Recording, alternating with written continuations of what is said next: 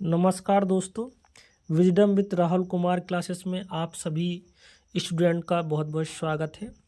आज हम आपको एनसीईआरटी और एससीईआरटी से रिलेटेड जो साइंस के क्वेश्चन हैं उसको डिस्कस करेंगे, जो आपकी परीक्षा बीपीएससी टीआरई 4 में पूछे जाएंगे। तो पहले क्वेश्चन पर हम लोग चलते हैं। पहला क्वेश्चन कह रहा है कि रेडियोधर्मिता की खोज किसने की थी। तो रेडियोधर्मिता की खोज हेनरी बैकेवरेल ने की थी। पहला ऑप्शन दिया है रदरफोर्ड ने अल्फा और बीटा की खोज की थी।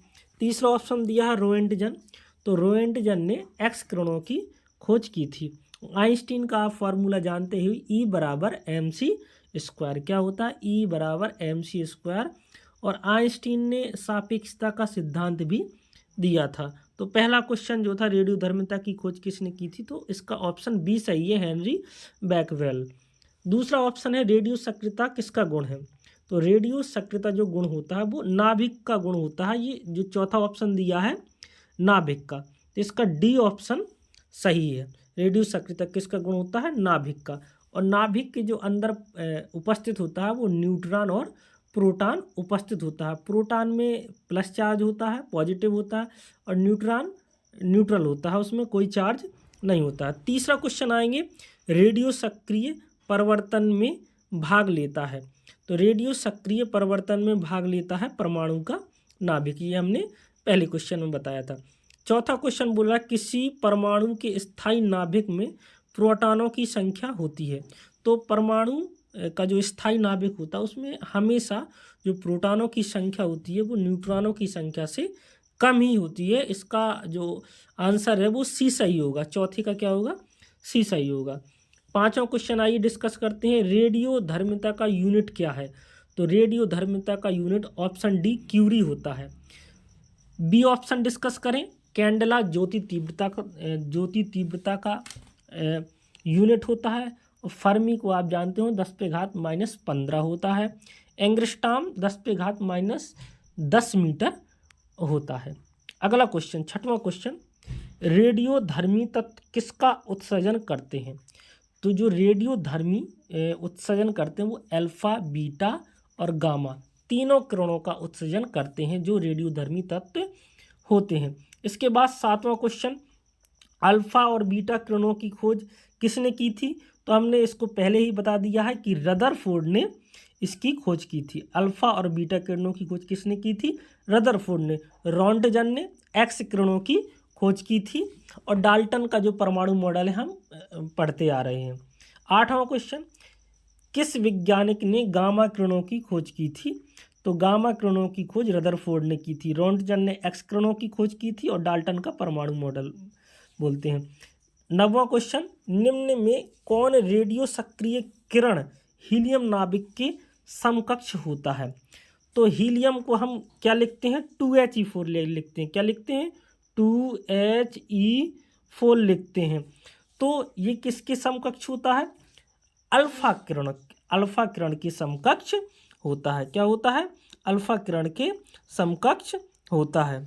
ठीक है, इसके बाद आते हैं अगले क्वेश्चन में, नाभिक से निकलने वाले विकिरणों में किसकी वेधन क्षमता सर्वाधिक होती है। जो नाभिक से निकलने वाले जो विकिरण होते हैं, नाभिक से निकलने वाले विकिरणों में किसकी वेधन क्षमता सर्वाधिक होती है। तो वेधन क्षमता, जिसकी ऊर्जा अधिक होगी उसकी वेधन क्षमता अधिक होगी। तो सबसे ज़्यादा जो ऊर्जा होती है वो गामा किरणों की ऊर्जा होती है और उसकी ही वेधन क्षमता सबसे ज़्यादा होती है।